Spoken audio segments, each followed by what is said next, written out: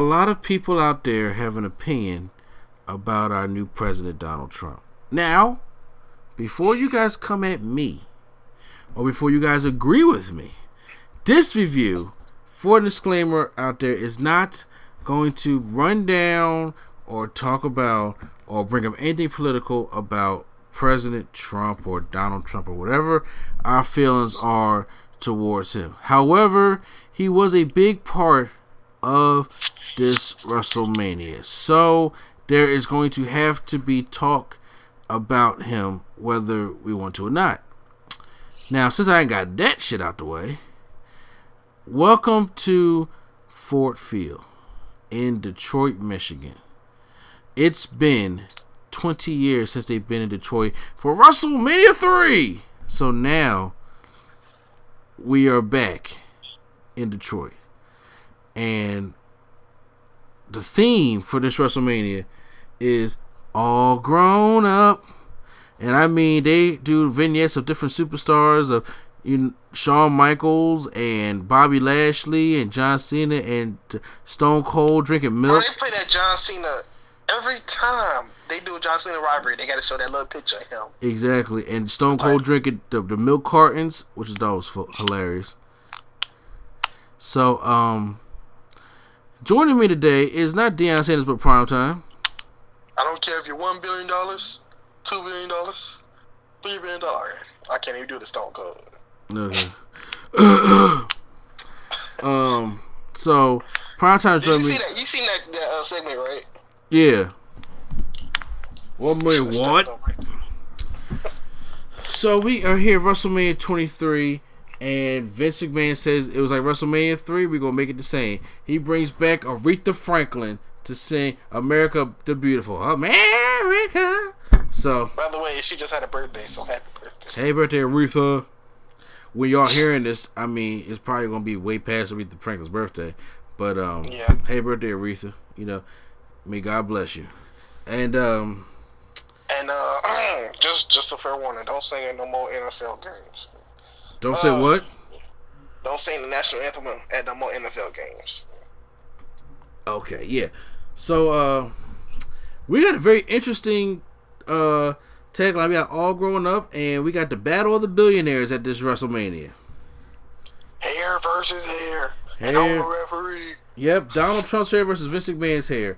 So that means we know who's losing. So this is the year right before Primetime started actually watching wrestling. Hand clap, yay! Damn. I know. You just edit hand claps in there. I know, I probably should because, I know. So, but you know what? Let's just get this party kicked off because we all growing up now. So the first match is Money in the Bank. Before, they kept making Money in the Bank the second match. And they say, this match is too good to be the second match. Why don't we just start off the show? Because if you can start off the show, you can set the tone for the show. Because, like Kevin Owens said, if you ain't last, you better be first. And I agree. Wasn't he first last year? Yeah, because he said if you not last, you better be first. So he's not gonna be last or first. I don't know what he's gonna be this year, but you know what? Hey, you know what? He could be first. You never know. That'd be crazy. KO Mania 2 starts off, but anyway, we have CM Punk versus Randy Orton versus Finlay, Matt Hardy, King Booker, Jeff Hardy, Edge, and Mr. Kennedy. Only one I think didn't belong to this match was Finlay. Okay, I can agree with that. So now we beefed it up. We went from 6 to 8. Now this was an acceptable 8. This was an acceptable 8 because it was 8 sort of top people, and they had to bring 8 stars, not 8 jobbers. Exactly. So I am actually cool with that because each person minus Finlay had a legitimate chance to win the Money in the Bank. The Money in the Bank. Because you had the Raw guys in the Smackdown and ECW's CM Punk. So the match gets started, and right now we got some spots. Yeah, these spots are coming quick and fast. There was one time where hold on, I think let me see if I can Edge just starts spearing everybody at the wazoo. That spear looks so bad, but he's spearing everybody. Okay. And then before you get to this, I gotta know your favorite spot, because I think mine's. I don't know if yours the same one as mine. My favorite spot, or the most awesome spot, the most awesome spot was Jeff Hardy. Obviously. Okay, well, what's your favorite? One of my favorite spots is, I actually have like 3. One is Matt Hardy about to twist of fate Shawn Mill, and then he twists the face Booker T. He does a spinner Rudy out the twist of fate. I love when Mr. Kennedy overshoots the Swan Tom, hits his head right on the back of the ladder. Yeah, because he a duck. Yeah. Man. Dumb ass. And when CM Punk was holding the ladder over his head, and he gets speared and takes out the 2 people behind him. Yeah, that was a good spot too. So what was you gonna say? I was gonna say the RKO barrage by Randy Orton. Oh, yeah, okay, yeah. But he's just RKOing everybody because Edge had to fucking spear everybody. Even CM Punk off the ladder. Yeah, so, but first, as Edge is spearing everybody, CM Punk grabs the ladder, but then he gets speared and it knocks the 2 people out right behind him with the ladder. Finley. And that's what. Hold on. My bad. I didn't mean to interrupt you. Mm-hmm. But like he was saying in another podcast about spots that look accidental, but it's on purpose. Yeah. They did that well in that spot. Yes, they did. They really did that well in that spot. I do agree with you on that one. Then, like I said, Ken Kennedy he misses a Kenton bomb on the ladder, and he overshoots the fuck out of that shit, and hits his head right on that ladder. I'm just like, that shit hurt. But it's WrestleMania. That's probably why they fired him. Yeah. And then instead we see the Swan Tom bomb. Jeff said, let me show you how to do it right, okay? Calm yourself. There were, great spots. Like I said, Matt Hardy was about to twist the face Sharmell. King Booker said, and then JBL was like, forget her, Booker. I left plenty of women in my life. Get the championship. And then Booker T comes down, gets Twist of Fate by Matt Hardy. And the way he sold it, he did like a spinner Rudy as he did it, which I thought was funny. And then also when Booker T goes outside the ring, he pulls out a little ladder, and yeah, that little ladder made a lot of appearances. It did, and then I like his face. He was like, "Tell me I didn't just do that." He got hit up. I was like, that was cool. Mr. Kennedy doing the Green Bay plunge on Hornswoggle, that little motherfucker. I was like, that like it hurt Hornswoggle for real. Did he do it on Mr. Kennedy? Say what? Did he do something on Mr. Kennedy? Yeah, he swung on him, and Kennedy was like, "Who the fuck is that asshole?" And he does the Green Bay plunge to Hornswoggle, and that like it hurt Hornswoggle. Like he hasn't recovered to this day. Every move somebody doing Hornswoggle look like it hurt. Exactly. You see his little legs kicking out. It's just like this is so funny. And then all of a sudden, the Hardys have to tag team. Jeff Hardy has a ladder inside the ring. Edge is on the ladder from between the ring and the barricade. This is the first time we've seen this spot of the ladder being from the ring to the barricade, so everybody was in awe. Edge is laying on the ladder. I'm going to be honest here. I don't know if the ladder was supposed to break like that or not, to be completely honest. Is this back when before they was using the spray painted wooden? Yeah. Okay, so yeah, I don't think it was supposed to break there. So Jeff Hardy goes up top and he lands and bow right through the ladder. Edge and Jeff Hardy go. Jeff Hardy's out. Obviously he's selling. I mean, not taking away from the spot saying it didn't hurt, but Jeff Hardy is obviously selling. But Edge has his hand on his lower back the entire time, and he is in that one position with his hand behind his back, the leg off, and he had that look on his face like he's crying. And if you go back and look at it, he stays that way until the paramedics put him in a stretcher. Yeah, that shit hurts. I'm pretty sure Edge was supposed to win that match. Yeah, so they had to go with Plan B. Yeah, it was just like, damn, Jeff, that hurt. You know what? But that was cool. Breakaway ladders now on. That's probably what happened. So, in the end, CM Punk is close to winning it as usual, and But Kennedy comes back and hits CM Punk in the face with the ladder. CM Punk falls down, and then Ken Kennedy wins the Money in the Bank match, and he was supposed to have a big push, but we find out what happened then. So yeah, the Edge came back. Exactly. Took it from him. By the way, it's not really a big thing, but I do like when they used to put their own design on the briefcase. I did like that. Like RVDs, I like RVDs. Exactly. Edge had just a rated R. I like Damian Sandow's. We had the chocolate. Yeah, it was like that leather suitcase, because, to be more, educational. So what'd you think of Money in the Bank 3? It was alright. I liked it. I liked it more than wait, which one was 22? I slightly liked it more than 22. Yeah, I ain't like 22 that much though, to be honest with you. But these different spots and stuff, I like the people in this match, so it made it a star match, in my opinion. I got you. Oh, I forgot to mention that Randy Orton took a booking off the ladder too. You said who? Randy Orton took a booking off the ladder too. I remember that. That was nasty. Most of these spots were like they were good. Yeah. So the next match was the shit I did not care. Why did this happen? Kane, it was dubbed as the Raw vs. Smackdown. Raw's Great Khali faces SmackDown's Kane. And Kane just came out the movie after the legs. See No Evil. And he came out there with the See No Evil chain. Woo woo. No, he wasn't going to use that. The only good spot in this match was when Kane body slammed Great Khali just like Hogan body slammed Andre 20 years ago. That's the only thing. I mean, this is back when Great Khali was supposed to be a monster. Yeah, still can't find that. Yeah, still can't find his legs either. But then after, go ahead. No, I wasn't gonna say nothing. Oh, well, after that awesome spot, Khali says, "No, I'm gonna win this match."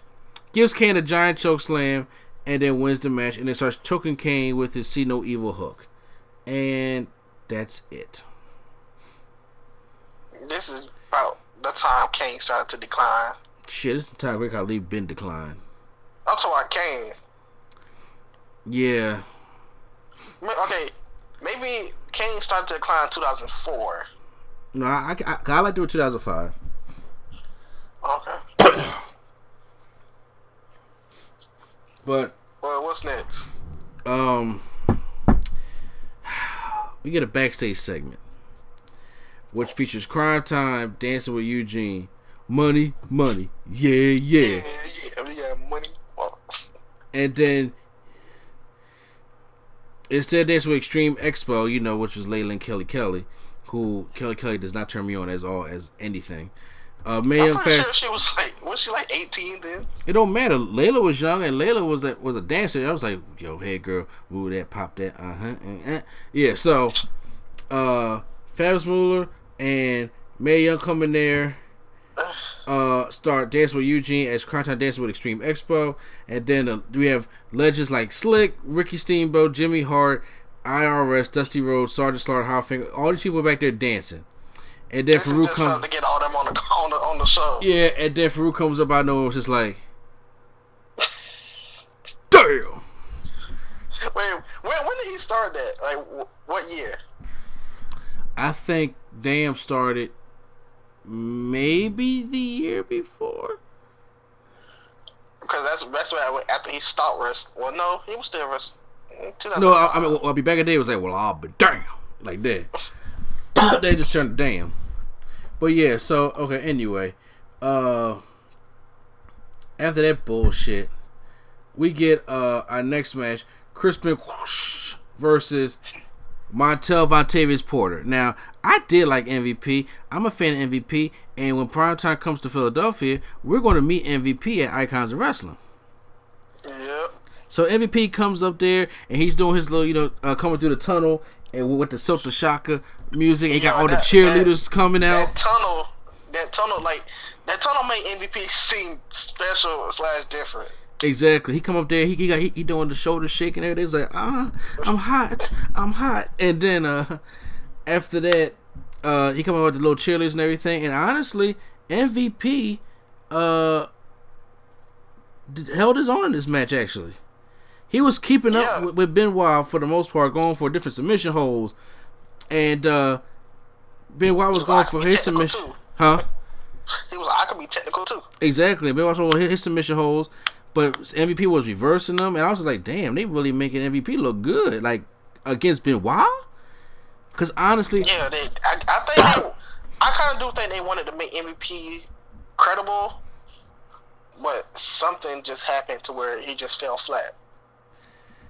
Yeah, but you know what? I don't know, but this showed me that MVP can wrestle a little bit. He can hang it with them, but Benoit hits them suplexes after the two exchange suplexes, but Benoit gets a diving headbutt on MVP and wins the match. Still ain't learned his lesson, huh? He's definitely, because this was the last year. So, your thoughts on that match?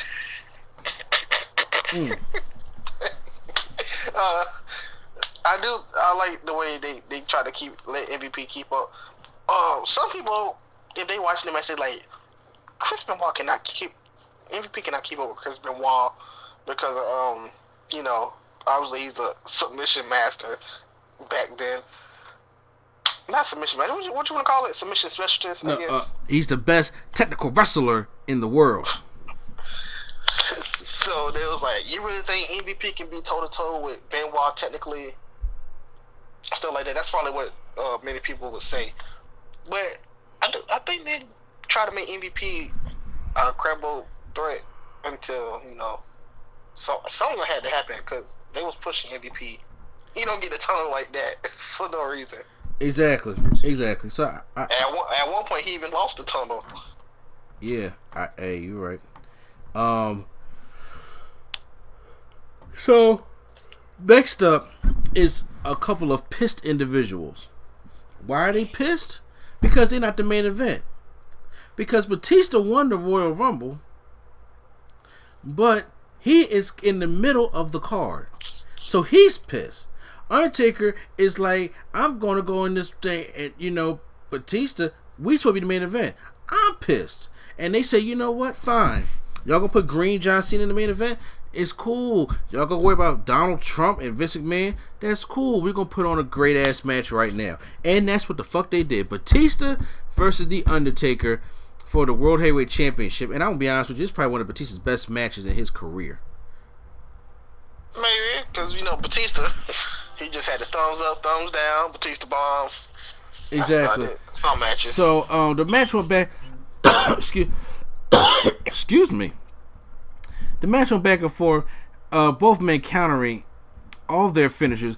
One of the spots, like Undertaker has gone Batista for a chokeslam, and Batista is really out-muscling the Undertaker and pulling his arm off the Undertaker, off his neck. I was like, that was kind of cool. Most of these things, Batista, like he said, was supposed to be powerful. He was built to be powerful, like a monster, or a beast, since 2K. Yeah. And then Batista gets a choke slam. He gets a last ride. He's still kicking out because I'm not intimidated by the Undertaker. And then Undertaker does his top rope dive to Batista. Batista almost does not catch him. And I'm just like, somebody didn't catch him before, So. Yeah, we ain't gonna see. We gonna get there though. And then but then Batista takes off the tops of the both announce tables, and he does a running power slam to the Undertaker through the announce table. That spot was crazy. Pretty sure we're gonna see that this year. I don't know who gonna be running power slam with somebody to a table though. Braun Strowman, that's his finisher, ain't it? Braun Strowman ain't gonna be in. We're not getting into it. Yeah, why is he? He should be in the match. I agree, but it's not gonna happen. Batista goes for a spine buster and hits Undertaker with a beautiful Batista bomb, and gets a 2 count. But then once again, Undertaker hits that patented tombstone pile driver and pins Batista 1, 2, 3. The Undertaker is now 15-0 at WrestleMania and wins the World Heavyweight Championship. This was a damn good match. I thought it was one of Batista's best matches. Your thoughts on the match? I just think that Batista, I don't think he should have won. I just think they should have did something different with it. I know they weren't gonna put it at the main event because you got different other matches there. No, actually no. Cena was the main event. Okay, that didn't make no sense. I probably see why they wanted to put the match that was at the main event because of certain person. Yeah, because Shawn Michaels, like he said, if you go, he goes as long as he wants to, as long as you have a good match. So Shawn Michaels, even though he said it, can still be a little dickish. Yeah, well, this match actually is one of those matches I think that should have been right here because it wakes the people up. Yes. Because some matches get slow. I mean, some shows get slow in the middle. So I think this one probably woke the people up. You're not lying because the next match is the one that puts them back to sleep. And that is, and you know what? I was with this feud, and it was Vince McMahon's fault because I was like, why didn't you guys make this an Extreme Rules match? What am I talking about? The ECW Originals, RVD, Sabu, Tommy Dreamer, and the Sandman versus the new breed of Elijah Burke, the Pope, Kevin Thorne, Mordecai. You messed up when you put Marcus Corvine in the match. Yeah, Marcus Corvine, the Alpha Male, and Matt Striker. Yeah, Pounce. The Pounce. Hold on. You put the Pounce and Matt Striker. I forget Matt Striker was even in this match. Yes, Matt Striker. So first of all, Matt Striker sold the fuck out of Tommy Dreamer's DDT. Just putting it out there. In an 8-man tag match. Now, real quick, let me tell you guys the problem with this match. This match should have been an Extreme Rules match. And I'm going to tell you why. For the ECW. Yes, I'm going to tell you why it should be an Extreme Rules match.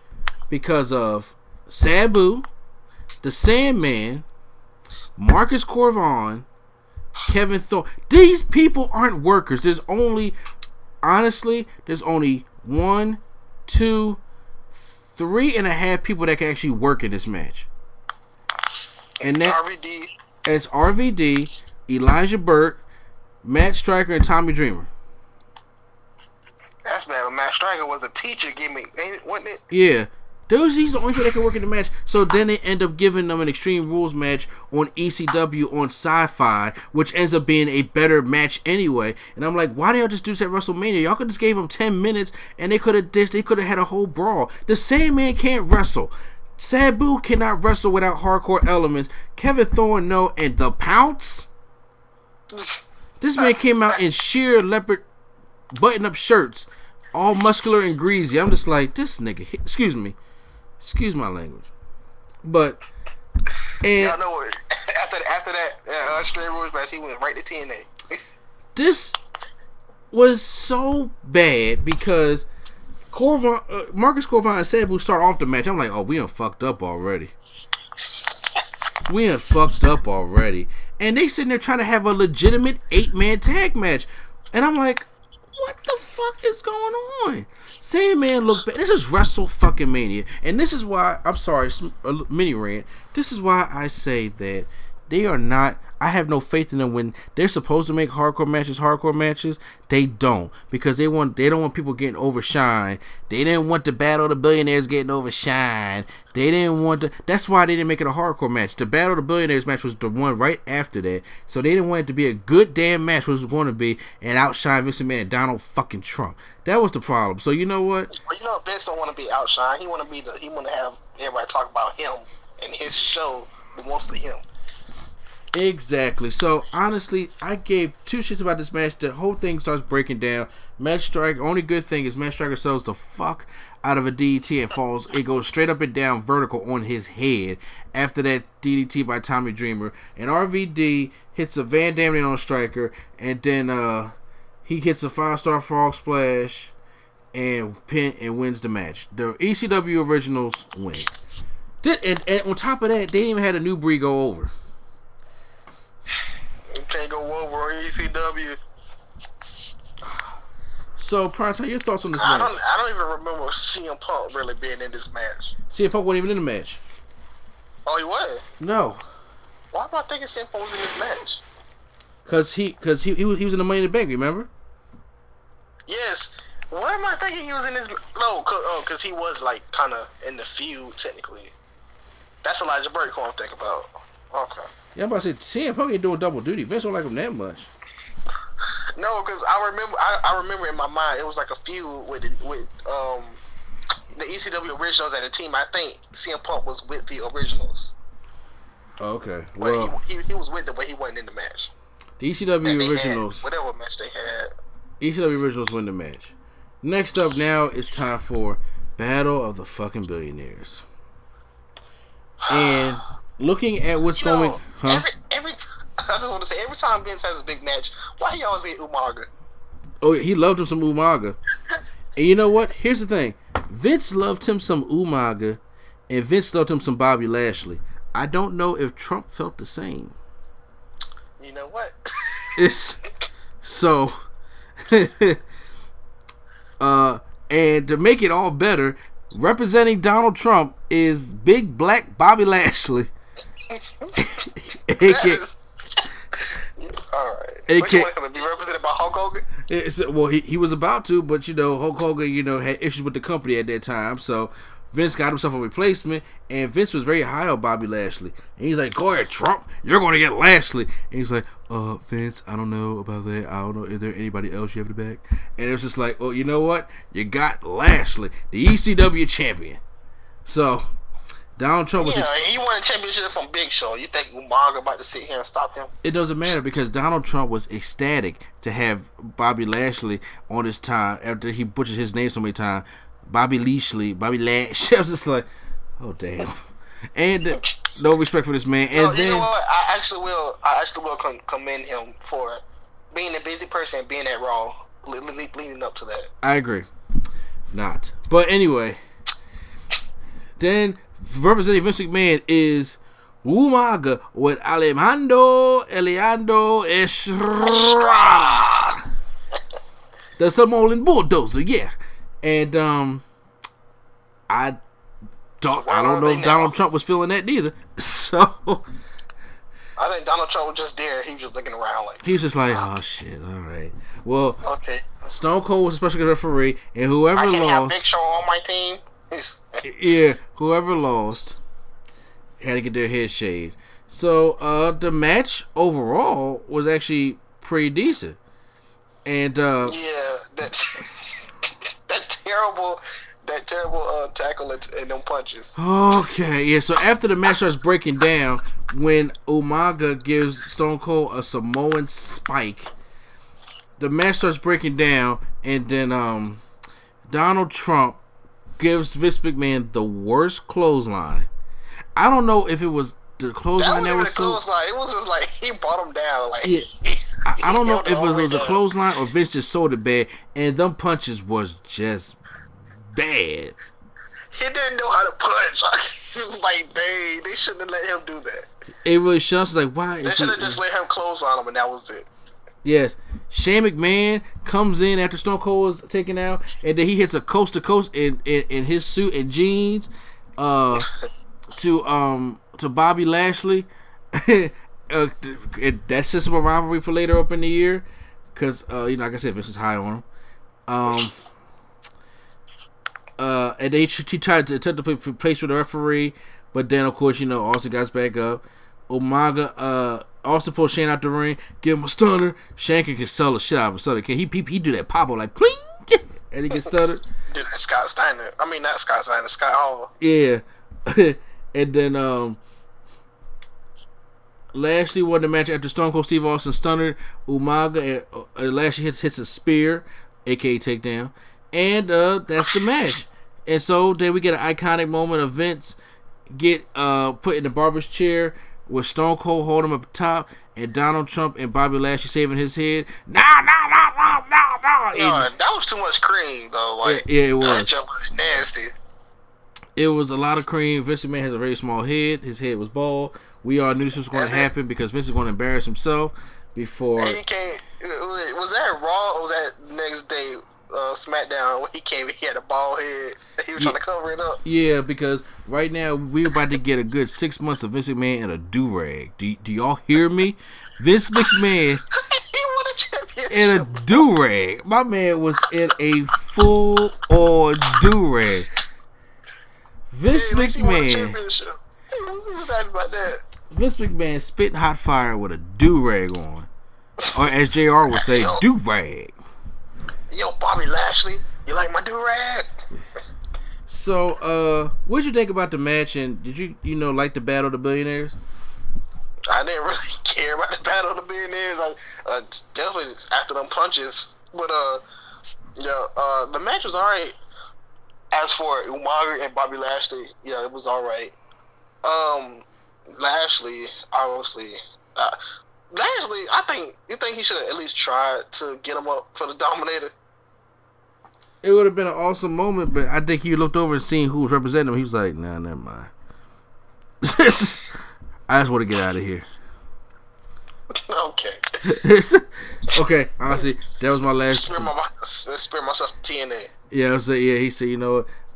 That was my last the Donald Trump thing. Anyway, so Vince says, well, I can squeeze you out there. So he sends out the next match, which was bad. He could have just took this off the card. Melina versus Ashley in a lumberjill match for the women's championship. Now, remember I think we all know the reason he wanted this match on the card. Exactly. So remember when I said, everybody, that they always had to have a young up-and-coming person face this veteran or experienced wrestler at WrestleMania? Well, this is what that was. Melina against Ashley with the lumberjills. And honestly, Melina come out there looking sexy as hell as the women's champion. Ashley, I hate Ashley. She can't wrestle. She can't sell. She is not sexy to me. I said it. And she's not to me either. So fuck her. I said it.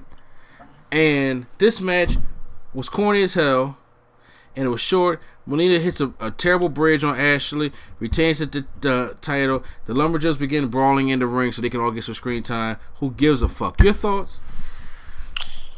Well, you basically just said it. They just wanted screen time. Vince just wanted them on TV for the male audience. So that was it. Great. So we're moving past that to now the main event. The main event, they said, okay, well, we're sorry, Dave and Undertaker. This is why that we're going to sorry, Dave. We're sorry, Mark. Yeah. Here's the main event. John Cena versus Shawn Michaels. Now, last year, Shawn Michaels Triple H got tapped out by Cena. So it's time to go up against the other DX brethren. So we're going to have Shawn Michaels versus Triple H, because Shawn Michaels versus John Cena, because Triple H was injured. And at this time, they were both holding the World Tag Team Championships. So we have another tag team going up against each other in the main event. So I swear, the tag team champions, man, they just don't get no love at WrestleMania no more. Hey, at least they having good matches. That's all we care about. I guess. So, first of all, real quick, is this the WrestleMania where Donald Trump took the stunner? He didn't take it at WrestleMania. You sure? At WrestleMania? No, I thought it was a Raw episode where he took it. It probably was WrestleMania. It don't matter. It was bad. No, it was WrestleMania. Yeah, because I remember it was after they got done shaving his head. It was in the ring drinking beer. Yeah. that was so terrible. That was terrible. I thought Vince McMahon was bad. Donald Trump's setup was just bad. And he couldn't even sell it right. He couldn't even lay on the ground right. I was just like, fuck it. But anyway, back to the main event. Even the first stunner to Vince was better than that. Yeah. So ever since that, back to the main event, John Cena and Shawn Michaels are wrapping up, and they're doing some good holds and stuff. I actually enjoyed the holds. Shawn Michaels is basically, the story is telling that Shawn Michaels, hey, I'm a better wrestler than you, John Cena. Let me show you. Is this the WrestleMania where John Cena went crazy? He had the car. He drove the car. Yes, he drove that muscle car, and he's driving it all through Detroit, and it looks cool. And then he busts through the glass, and then and this when Shawn Michaels came out to DX, and he had the white and red on. Yeah, why did he come out to DX if he's tag team champions with John Cena? I couldn't tell you. But so Shawn Michaels has pointed out, old school Shawn Michaels, that he does a pile driver on the steel steps that makes John Cena's top of his head bleed. He does a springboard moonsault on John Cena to the outside, falls right into the table. Oh, of course he does. It's Shawn Michaels' move. Yeah. And John Cena couldn't hit FUs, and Shawn Michaels couldn't hit the Sweet Chin Music. But this match, John Cena does apply the STFU on Shawn Michaels, and like I said, that looks bad in itself. And he makes Shawn Michaels submit. I know they wanted to get the younger talent over, but I think just this once, Shawn Michaels should have won. That's me personally. I would have loved Shawn Michaels to win the World Heavyweight Championship, but you know. That was the spinner too. Exactly. But so John Cena wins this match. Your thoughts on the main event and the rest of the the show as a whole?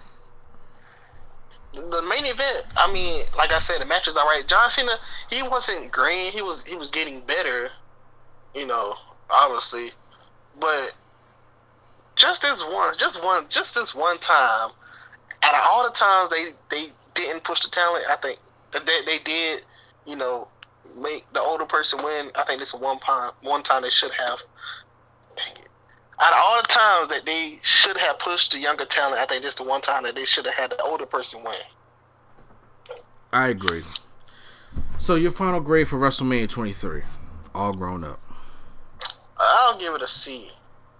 See, I'll give it a B minus. I did enjoy the Money in the Bank. I did enjoy Undertaker Batista very much. I did enjoy the main event, even though it was Cena at the time. The Battle of Billionaires wasn't bad, despite I ain't worried about Donald Trump. I just say the Battle of Billionaires was fine, and I just hated the Kane and Great Khali match, and I hated the women's match. I thought MVP and Christian Wild was solid.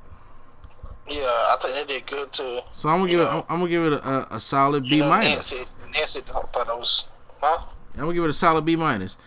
But you guys can let me know your thoughts down below of what you think is your grade for WrestleMania 23. And make sure you guys stay tuned because we're going to Primetime's hometown in Orlando, Florida next for WrestleMania 24. So, but Primetime, plug your channel in real quick, bro. Just going to URL to Primetime 95. You will see a lot of stuff. You'll see theme song challenges that you can do. There's a lot of them. You'll see my reactions, see taste tests, see me talk about different movies, reviews, even the quad. I gotta catch up on that. But it's a lot of stuff that you can enjoy. Yes, there's reactions. There's something he don't want to be a part of. There are reviews that he needs to get to, such as Power Rangers, and he's going to get to that for you guys. But make sure you guys check him out. And once again, I'm your host, Mr. A&E. Hit that subscribe button to get the other WrestleMania reviews coming up. And make sure you guys keep it retro. Don't forget about the old school. I say it all the time. And that was about 10 years ago. This WrestleMania was. Now we're going into it ain't too much retro, but we're gonna do them anyway. But WrestleMania 24. So stay tuned for that one where we go to the Citrus Bowl.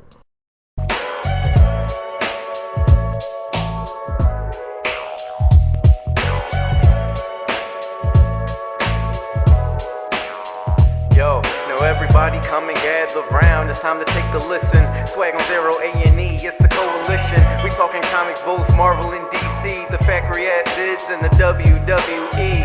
Anime too, what a surprise. If you digging what I'm saying, go and like and subscribe. It's the coalition.